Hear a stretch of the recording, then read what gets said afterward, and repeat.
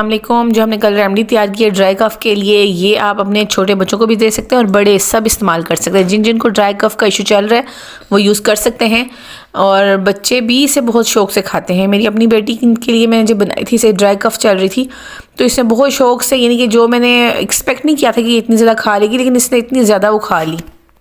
तो सिंपल आपने 1 स्पून लेना है, किसी भी प्लेट में डालें, किसी भी चीज़ में डाल लें और अपने फिंगर टिप्स के साथ लगा के तो आपने इसे चाट लेना है। कोई पानी वगैरह कुछ भी यूज़ करने की साथ ज़रूरत नहीं है, ऐसे ही डायरेक्ट आपने इसे चाट लेना है। जितना आप इजीली खा सकते हैं एक टाइम पे उतना आप ले लें और आपकी ड्राई कफ़ में आपको काफ़ी रिलीफ मिलेगा। छोटे बड़े सब हर एज के लोग ले सकते हैं। 1 साल के ऊपर के बच्चों को आपने देनी, 1 साल से कम के बच्चों को आपने ये यूज़ नहीं करवानी।